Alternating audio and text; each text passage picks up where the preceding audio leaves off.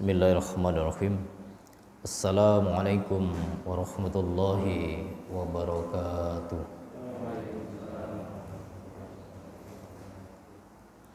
Alhamdulillahirabbil alamin.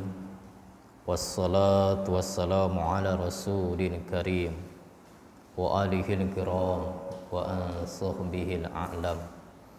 Asyhadu an la ilaha illallah wahdahu la syarikalah wa asyhadu anna Muhammadan abduhu wa rasuluh. Allahumma salli wa sallim ala nabiyyina Muhammadin wa ala alihi wa sahbihi ajma'in, amma ba'du. Ayyuhal hadirun wal hadirat, jamaah salat subuh yang dirahmati Allah, bersyukur atas nikmat yang Allah berikan kepada kita, nikmat sehat, nikmat wiroh yang kuat untuk hadir di majelis ta'lim di masjid yang mabruk, yang diberkahi. Setelah kita usai melaksanakan sholat subuh berjamaah, kita berlanjut untuk thalabul ilm, menggali ilmu bagaimana yang disampaikan Rasulullah SAW dalam hadis-hadis yang cukup banyak sekali, dan kita butuh untuk memahaminya. Yang saat ini kita telah tengah memahami hadis-hadis Rasulullah yang tercantum dalam kitab Lu'lu' wal Marjan. Mudah-mudahan atas upaya dan usaha kita untuk mencari ilmu ini mendapatkan barokah di sisi Allah Subhanahu wa taala. Amin. Salawat dan salam semoga tetap terlimpah kepada junjungannya, Rasulnya Muhammad sallallahu alaihi wasallam. Baik jamaah yang dimuliakan Allah, pada lanjutan kitab Lu'lu' wal Marjan, hadis nomor urut 162, yang insyaallah kita juga akan melanjutkan 163 dan 164. Hadis 162 dengan babu wujubi ghusril baul wa ghairihi minan najasat. Bab yang menjelaskan tentang kewajiban membasuh air kencing dan yang lain atau yang lainnya dari perkara najis. Idza khusilat fil masjid, apabila terjadi di dalam masjid, wa annal arda, dan juga tanah, tutahharu bil ma'i min ghairi hajatin illa hafriha, bisa suci ya, disiram dengan air hingga tanpa perlu untuk menggalinya. Hadisnya hadisu Anas bin Malik radhiyallahu anhu, hadis dari sahabat Anas bin Malik, semoga Allah meridai. Anna a'rabiyan bala fil masjid, bahwasannya seorang Arab gunung ya, membuang air kecil di dalam masjid. Faqamu ilaihi, maka berdirilah para sahabat untuk menghentikannya. Faqala Rasulullah SAW, maka Rasulullah SAW bersabda, la tuzrimu, jangan putus kencingnya. Nah, jangan kau putus kencingnya. Summa da'a bidalwin min ma'in, lantas beliau Rasulullah meminta air 1 ember, 1 timba. Fasubba alaihi, lantas dituangkan atasnya. Akhrajahul Bukhari. Pada riwayat Muslim, ini lebih panjang redaksinya, bahwa bainamah nahnu fil masjid, ketika kami para sahabat sedang berada di masjid, ma Rasul sallallahu alaihi wasallam, bersama Rasul sallallahu alaihi wasallam, id jaa a'rabi faqama yabulu fil masjid, tiba-tiba datang seorang Arab gunung, lantas ia berdiri membuang air kecil di dalam masjid. Faqala ashabun Nabi sallallahu alaihi wasallam, maka berdirilah para sahabat Rasul sallallahu alaihi wasallam, mah, hai gitu. Qala Rasul sallallahu alaihi wasallam, maka Rasul sallallahu alaihi wasallam bersabda, la tuzrimu da'uhu, jangan engkau putus kencingnya, udah biarkan. Fatarokuhu hatta balah, maka para sahabat membiarkannya sampai kencing itu selesai. Summa anna Rasul sallallahu alaihi wasallam da'ahu faqala lahu, maka Rasul sallallahu alaihi wasallam memanggilnya, lantas beliau mengatakan padanya, kepada orang Arab gunung tadi, inna hadhil masajid, sesungguhnya masjid ini artinya beliau menyampaikan secara jamak, sesungguhnya masjid ini la tasluhu li syai'in min hadzal baul, tidak baik, tidak layak, tidak pantas untuk sesuatu di antaranya pipis di sini. Walal qadar, dan juga tidak layak untuk kotoran. Innama hiya lidzikrillahi azza wa jalla, sesungguhnya masjid itu fungsinya untuk zikir kepada Allah, wassolati, dan sholat, wa qiraatil Quran, dan membaca Al-Quran. Fa amara rajulan minal qaum, maka Rasul memerintah seorang laki-laki dari kalangan sahabat itu, faja'ah bidalwin, untuk mendatangkan satu timba mimmain yang berisi air.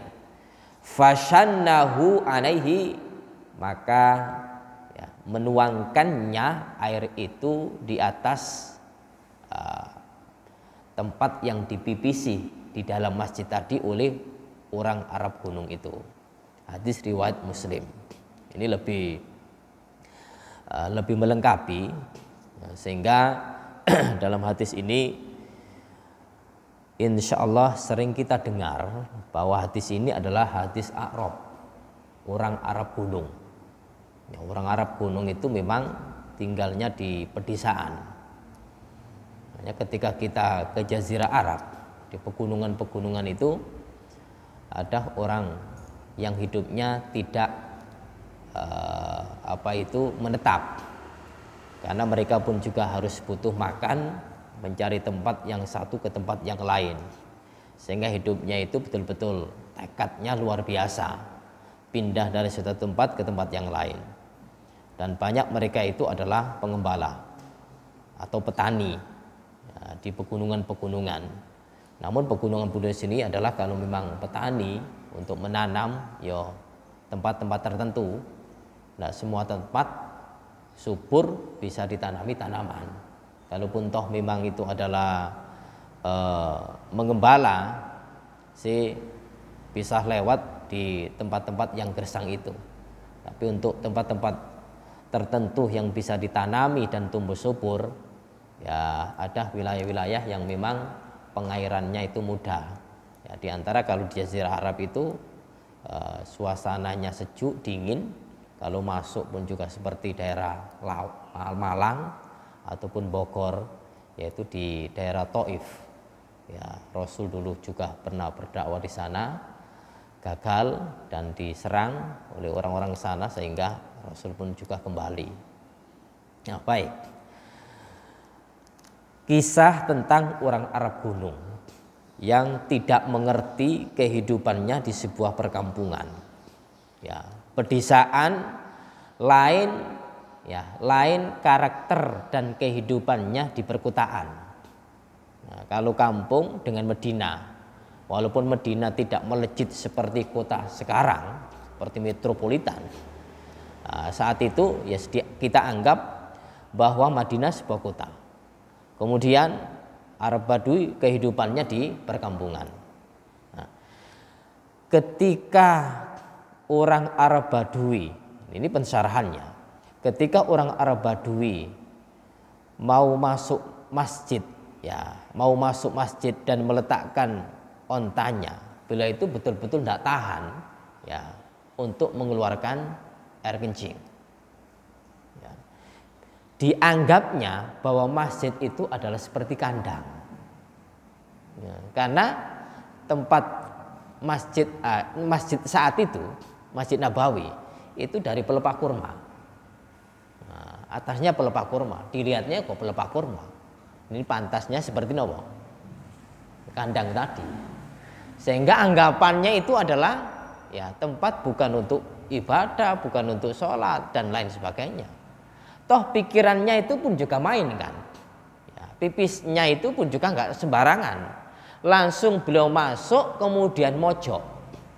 Masuk. Kalau pintunya itu sebelah kanan kami, sebelah kiri jenengan, maka beliau mojok di belakang. Ya, depan pintu itu apa itu? Lemari, mojok. Ini kan masih punya akal gitu loh, masih punya akal.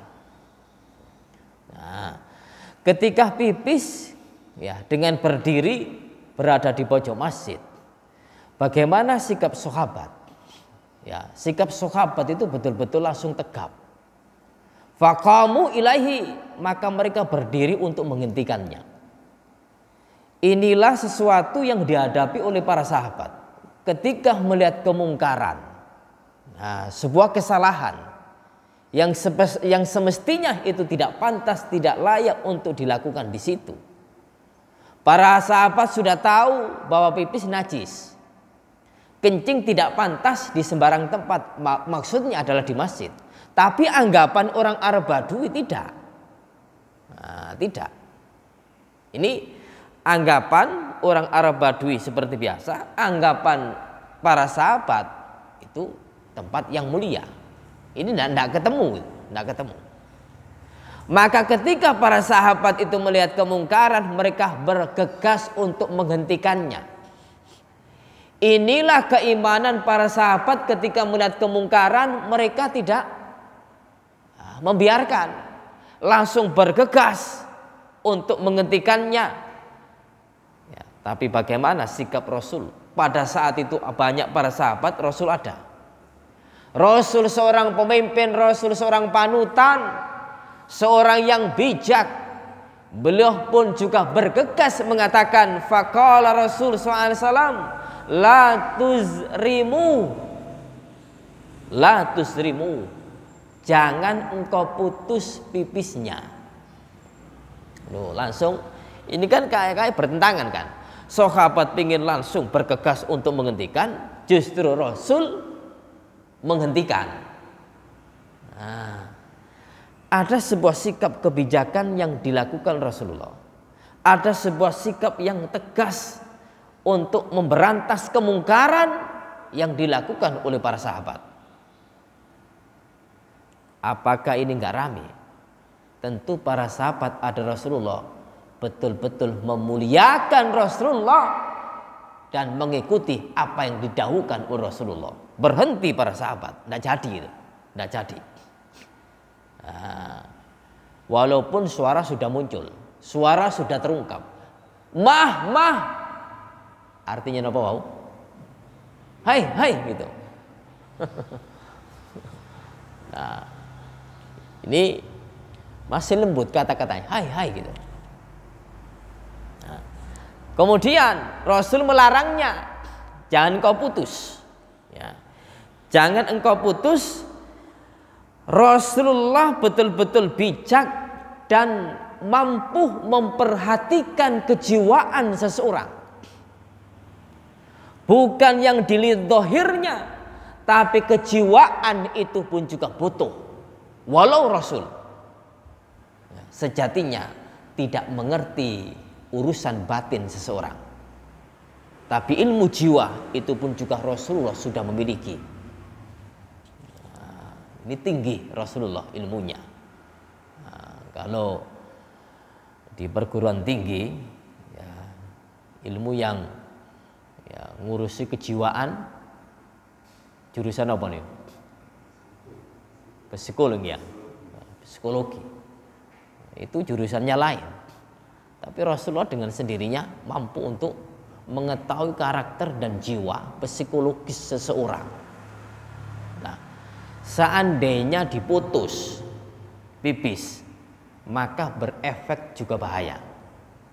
Satu, ketika seorang itu pipis lancar kemudian langsung dihentikan, ini pun juga akan menimbulkan penyakit. Urat-urat saraf yang ada dalam kemaluan itu akan terputus, terhenti, sehingga harus menahannya, maka ini akan menimbulkan penyakit dan efek yang besar. Yang kedua, kalau orang itu betul-betul tidak mampu untuk menahan dan itu sudah keluar, berhenti, kira-kira berhentinya itu tidak seperti keran. Ya, keran kan keras ya, kemudian kita tutup, itu kan langsung berhenti, tidak keluar. Maaf, kalau kemaluan kita tutup berhenti dek, itu kira-kira keluar atau ora? Masih keluar. Ya, masih bahasanya itu menetes terus. Nah, monggo. Sehingga akan berakibat masjid itu tercecer najis dari kencing orang Arab gunung tadi. Loh, di sana sudah pipis, di sana belum selesai. Dia di bahasa orang yang kasaran diobrak. Dia akan lari mengeluarkan pipis yang terkocar-kacir kemana-mana. Najisnya akan melebar. Inilah sikap bijak Rasulullah. Beliau meminta para sahabat, jangan engkau putus, jangan engkau hentikan, biarkan beliau selesai, biarkan. Karena inilah yang dikatakan dalam sebuah kaidah, darul mafasid wa jalbul masalih, membiarkan bahaya dan melepaskan sebuah kemaslahatan. Maknanya bahwa ketika hal itu langsung dihentikan, maka akan berbahaya. Kemudian menarik kemaslahatan, sudah biarkan, toh itu nanti berefek kebaikan dirinya dan tidak menimbulkan penyakit. Kita pun juga akan mudah untuk membersihkannya dengan cukup menyiramnya di tempat itu dengan tidak tercecer. Seandainya tadi itu adalah langsung dihentikan. Inilah sikap bijak yang dimiliki oleh Rasulullah Sallallahu Alaihi Wasallam. Nah, Bapak Ibu, jamaah yang dimuliakan Allah Subhanahu Wa Taala. Nah, dari sini kita pun juga memahami bahwa masjid, perlu adanya tempat buang air kecil ataupun buang air besar. Ini yang terpenting, harus ada tempat buang air kecil. Nah, ini minimal. Maksimalnya nanti buang air besar pun juga harus ada. Karena sesuatu yang tidak tertahan dalam diri seseorang itu tidak bisa kita prediksi. Kadang berangkat dari rumah sudah disiapkan, pipis dari rumah, ternyata di masjid masih pipis saja. Kita akan mudah karena di masjid ada tempat. Dan hadis-hadis yang berbicara tentang orang sholat pun tidak boleh menahan pipis, padahal sudah dikeluarkan. Ketika tidak mampu untuk menahan, maka harus membatalkan sholatnya. Tentu orang itu harus wudhu lagi setelah pipis, selesai, kemudian sholat lagi. Maka layaknya untuk tempat buang air kecil ataupun tempat buang air besar di sekitar ataupun di area yang ada di masjid itu sudah terbangun dan sudah terbentuk toilet, baik kamar mandi kecil ataupun kamar mandi besar, sehingga memudahkan untuk jamaah bila mana tidak tahan untuk menahan yang keluar dari dua pintu manusia. Kemudian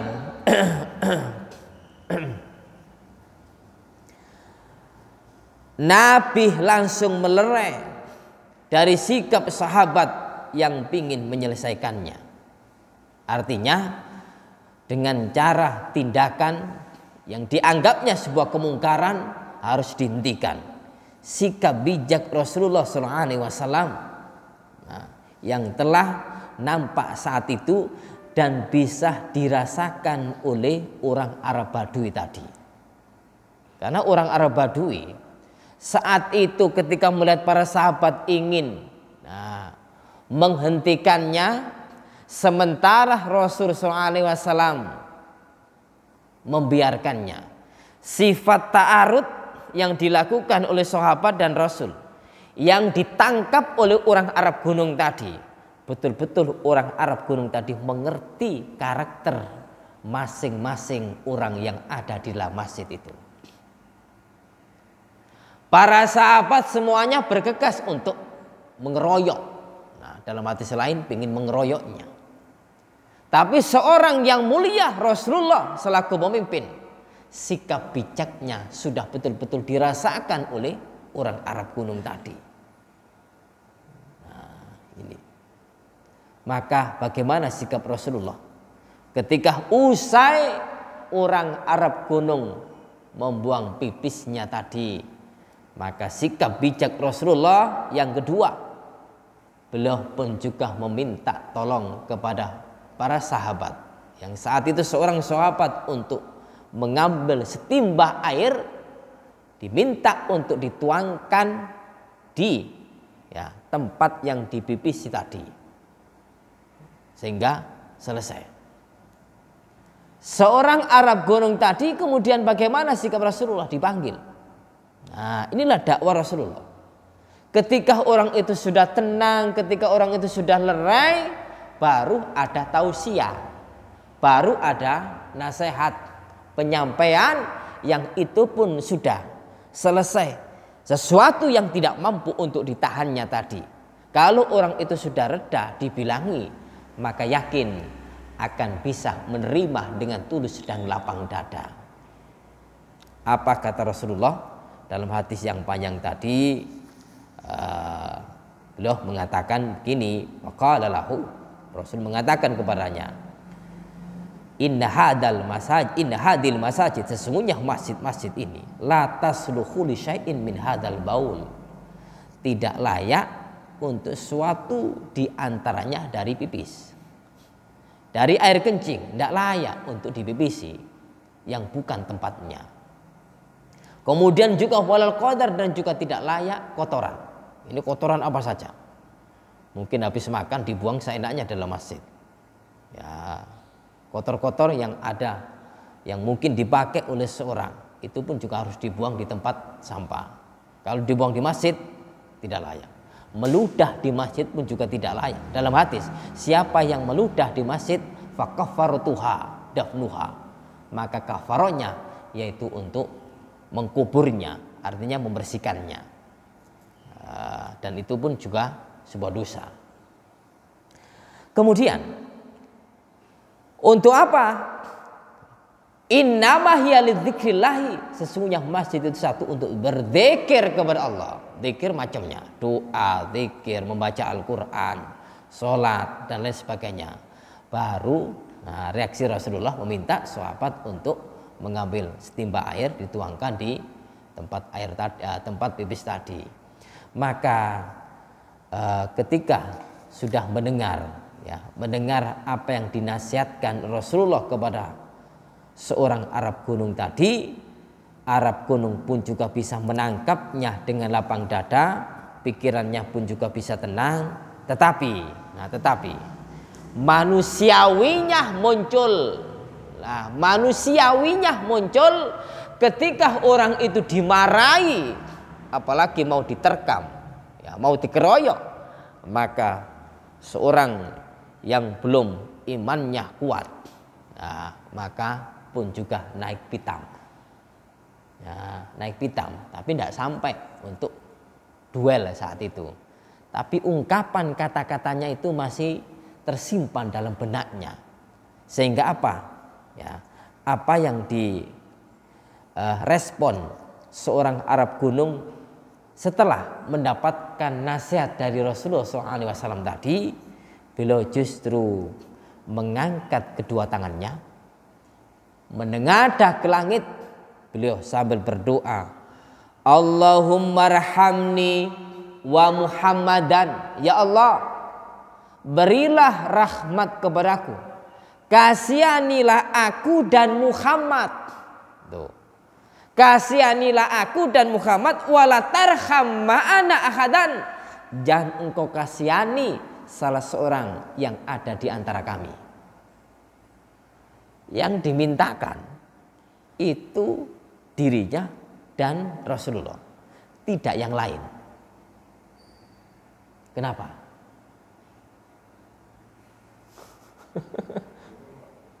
Kenapa ya?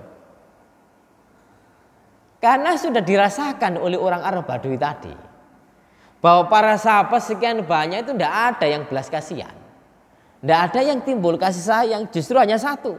Makanya doa ini muncul ya juga nggak salah pada dasarnya itu loh. Pada dasarnya nggak salah. Ya Allah, rahmatilah aku dan Muhammad. Hanya yang Nabi Muhammad saja yang kasihan sama beliau, yang lain tidak. Maka doa hanya cukup dicukupkan satu orang, dirinya dan Muhammad. Nah, sudah. Nah, cuma enggak. Cuma belum Islam. Oke. Nah, untuk hal ini ya, orang-orang Arab Badui tahu Nabi Muhammad seorang yang santun. Sebenarnya keislaman di syariat hadis ini ya, kita sudah memahaminya bahwa mereka sudah mengenal Allah. Mereka sudah berislam. Tetapi ya pengetahuannya masih dangkal. Masih dangkal. Nah, sudah tahu berita-berita.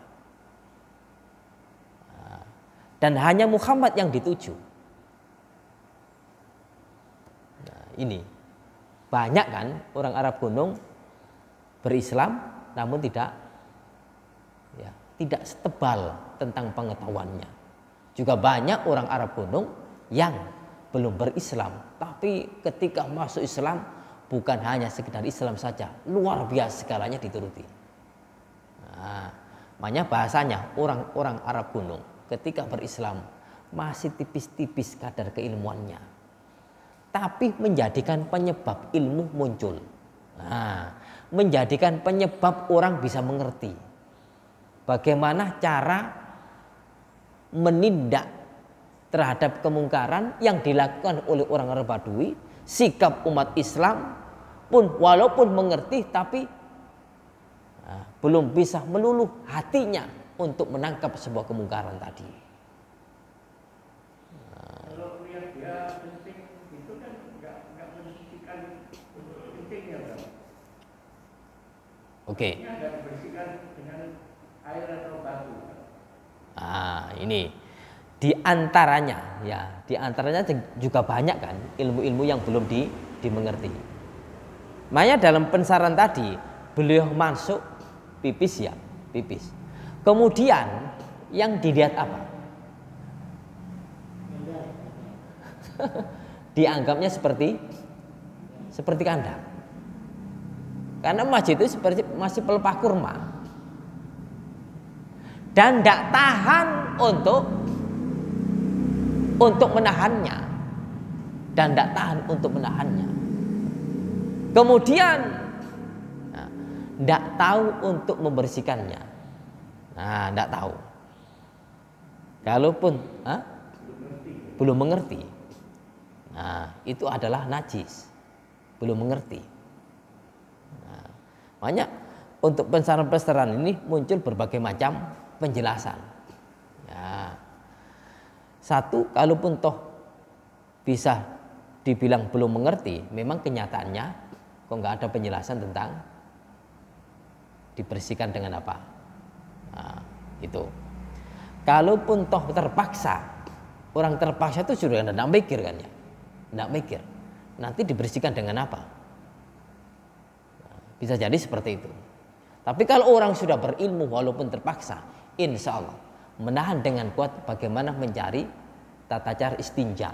Setelah tahu bahwa istinja itu bisa dilakukan dengan batu ataupun dengan air, maka kalaupun toh terpaksa di tempat-tempat yang dianggapnya ini pantas, walaupun juga membawa batu.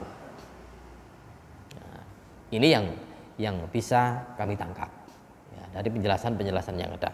Nah, bagaimana sikap Rasulullah ketika diduai, mendapatkan doa dari seorang Arab Badui tadi, agar dirinya Arab Badui kemudian Rasulullah mendapatkan kasih sayang dari Allah. Ya, kasih sayang dari Allah. Rasul pun juga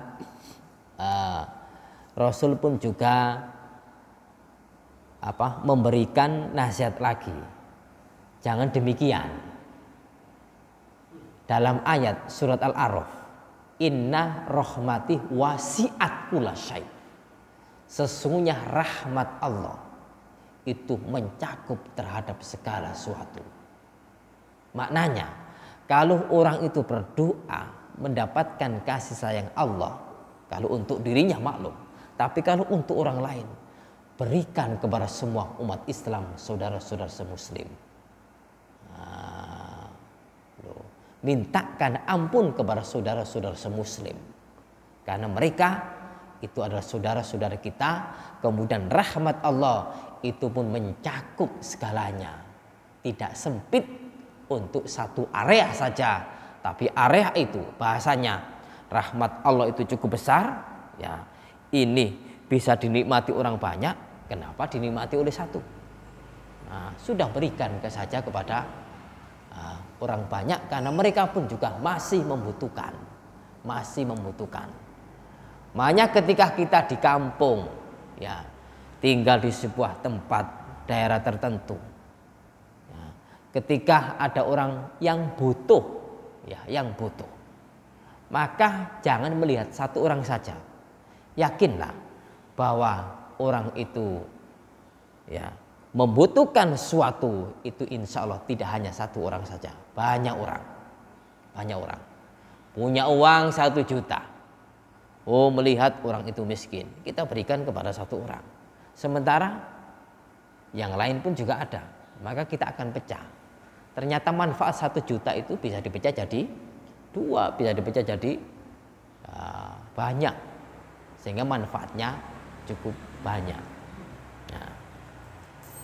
Ini Bapak Ibu jamaah yang dimuliakan Allah Subhanahu wa taala. Nah, dari hadis ini bisa diambil hikmahnya bahwa satu, kencing itu adalah najis dan wajib dibersihkan.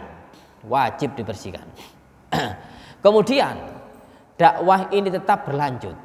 Ya, tetap berlanjut. Seandainya orang Arab Badui tadi itu dan orang-orang sahabat yang ada di sekitar itu tahu bahwa beliau itu mau pipis, yakinlah bahwa mereka pun juga akan menegur. Karena tidak tahu, nyelonong langsung pipis. Apa yang dilakukan kita nggak tahu. Nah, seandainya kita sudah hidup di zaman ini, masjid sudah keramik. Nah, orang masuk mau apa itu kan sudah harus kita tanyai. Kok aneh? Kita sah-sah saja untuk tanya. Nah, ini sekarang modelnya kan nggak pipis, masuk bahasanya itu ya, etok-etok sholat, etok-etok duduk, etok-etok berdoa, etok-etok ya tidur. Ternyata di masjid sebelah di kampung kami beberapa hari yang lalu kalengnya hilang. Nah, Nah, ini triknya itu banyak gitu loh. Nah, ikut-ikut sholat, ikut-ikut berdoa. Kemudian orang pada keluar, mereka seolah-olah belum berhenti doanya. Ternyata ada yang diincar.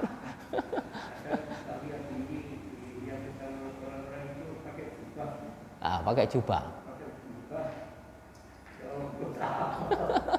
Kalau sudah pakai jubah itu kan orang kan nggak menduga kan ya, itu pencuri. Ya, sebelumnya ini sudah lama. Sebelumnya Jumatan. Nah, Jumatan di masjid kami sebelah itu, Jumatan. Itu orang itu pakai jubah. Nah, pakai jubah. Orang nggak nyangka bahwa orang itu adalah pencuri. Ternyata khutbah mau dimulai, orang-orang sudah masuk, beliau keluar. Tahu-tahu ngeret satu sepeda. Nuntun satu sepeda pulang. Orang kan nggak beranggapan, mungkin orang itu ada hajat di rumah. Sehingga nggak menduga, mau pakai jubah, pakai peci. Ya. Nah, ternyata selesai khutbah, Jumatan selesai, kurang satu sepeda. Nah, ini triknya gitu banyak. Ya, ini bahaya. Ini baru-baru kemarin aja. Ya, beberapa hari yang lalu Kota Amal. Nah, dulu sepeda. Yang sebelum Kota Amal kemarin itu di wilayah sebelah tetangga dusun kami, Kota Amal juga. Itu tersorot CCTV. Ternyata yang nyuri pun juga orang yang ganteng, gagah. Ternyata bawa sak itu, bawa karung. Uang dicakup aja Kota Amal. Makanya Kota Amal yang ada ini, ayolah kita istiqomah untuk ngambili seminggu sekali. Di tempat kami itu kan Kota Amalnya 3. Tidak ada ikatan apapun, yang penting taruh di depan masjid. Tapi jamaah sepakat, ayo seminggu sekali kita ambil. Ya, sudah, semakin tipis nanti. Kita sudah incar terus dulu. Harus seminggu sekali, insya Allah. Nah, orang ngambil dulu pernah. Ya, kaca dibuka, Kota Amal waktu itu enggak terbuat dari kaca. Ya, enggak terbuat dari kaca. Diambil ternyata sudah kosong. Ketipu juga kan ya. Nah, kita balik bahwa mensikapi hal-hal yang demikian ini sebagai jamaah takmir, bukan hanya ketuanya saja, takmir seluruhnya jamaah harus pun juga punya sikap. Ya, sikap artinya siaga ketika ada orang asing yang masuk ke masjid. Nah, siaga. Ya. Kemudian bahwa air kencing yang ada di tanah, itu cukup disiram di tanah itu saja, ya, tidak harus digali. Makanya dalam hadisnya tutahharu bil ma'i min ghairi hajatin ila khafriha, dibersihkan dengan air tanpa menggali tanah itu. Ini sudah menjadikan pembersih. Kalau pipisnya di tanah, kalau pipisnya di mas, anak ompol, ya maklum kan anak kecil kadang-kadang diajak ke masjid. Ya, ya, maaf, anak kecil itu masih usia SD, karena nggak kuat. Ya, maaf, sholat samping ayahnya. Ayahnya nggak tahu bahwa anaknya itu habis pipis di masjid, kemudian langsung lari keluar dari masjid tadi. Sholat belum selesai. Orang-orang pada bingung, ayahnya juga nggak tahu. Ayahnya keluar. Orang-orang baru selesai melihat, loh kok ada pipis ini? Ini anak ini. Ternyata ada anak tadi sudah tahu sebagian jamaah, oh si A tadi kok belum selesai sholat, di tengah-tengah sholat langsung lari keluar. Oh, beliau yang pipis. Nah, langsung dipel, bukan hanya disiram tempatnya saja. Kalau disiram tempatnya melember. Nah, dipel.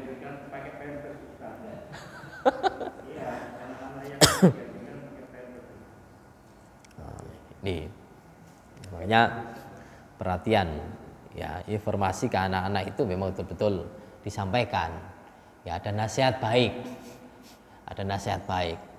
Makanya penariknya anak-anak bisa bahasanya itu sobo masjid, ya itu ada apa itu penarik, daya tarik.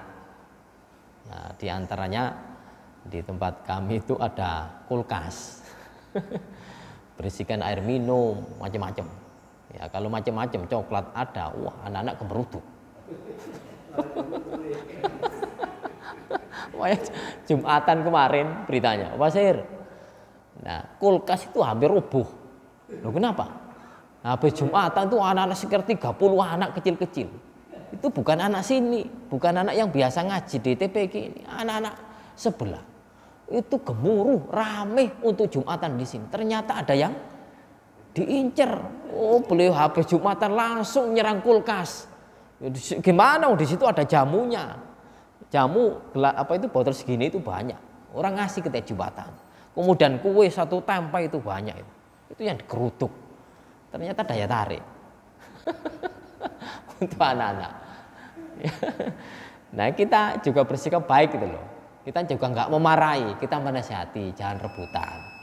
Nah kalau anak dibiarkan dimarahi, kamu rame-rame jangan ke masjid kalau gitu. Wah anak kabur, nanti akan pindah kemana? Warkop nanti itu. Jadi anak pemuda warkop. Juga nggak baik kan. Nah ini itu yang ibrohnya. Kemudian betapa mulianya ajaran Islam, betapa indahnya ajaran Islam. Ketika ada orang yang memang tidak kuat untuk menahan, Rasul selaku pendidik, selaku guru, selaku nabi, santun untuk menyampaikannya. Nah, karena sumbernya dari Rasulullah. Seorang sahabat belum tahu triknya untuk menyampaikan dan menindas kemungkaran, belum tahu triknya. Ternyata ajaran Rasulullah diberikan saat itu menyentuh kepada orang Arab kuno dan juga menjadikan pelajaran kepada para sahabat. Nah, santunnya dan mulianya ajaran Islam. Kemudian pandangan Nabi jauh ke depan. Artinya seandainya orang yang pipis langsung dicegah, dilereh, maka akan timbul ke depannya, bisa jadi akan penyakit. Yang kedua, setelah selesai akan bisa jadi melember ke beberapa tempat, sehingga ke depannya pun juga kita akan berpikir panjang. Rasulullah seorang yang bijak. Kemudian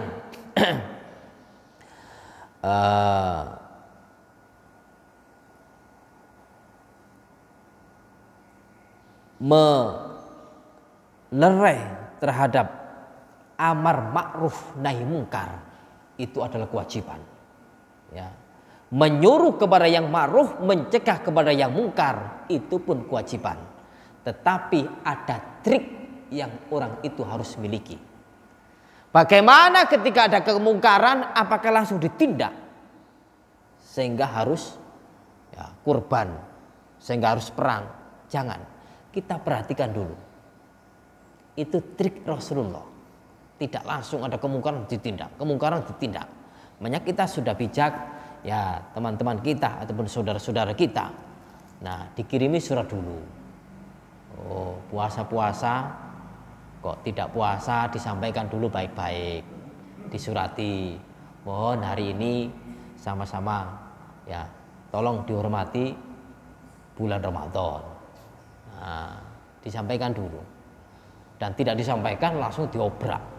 Ini pun juga ramai kan, akan berkelahi. Nah, kita pun juga ngobrol baik-baik.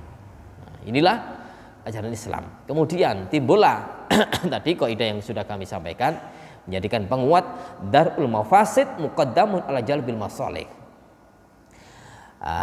Menarik datangnya keburukan, ya. Menolak datangnya keburukan lebih didahulukan atas menarik kemaslahatan.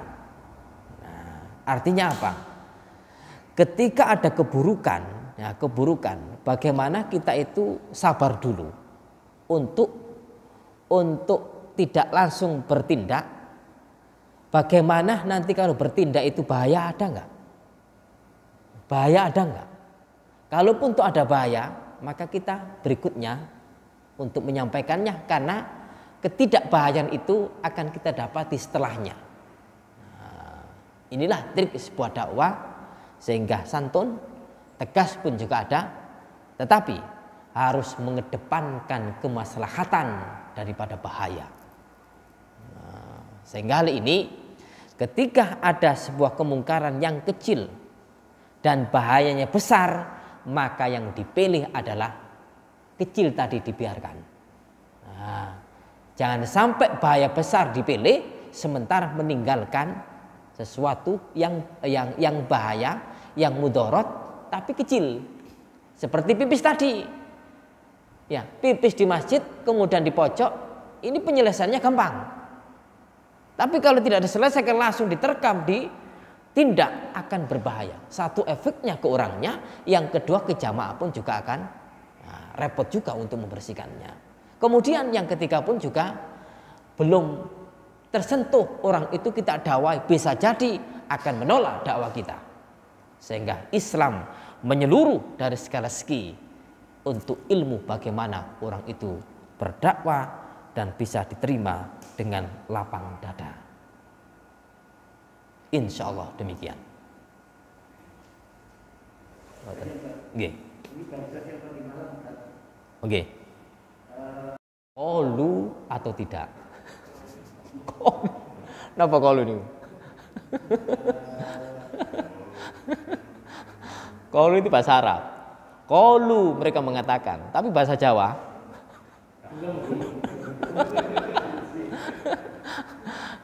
Gak qalu saya, gak qalu. Berarti napa?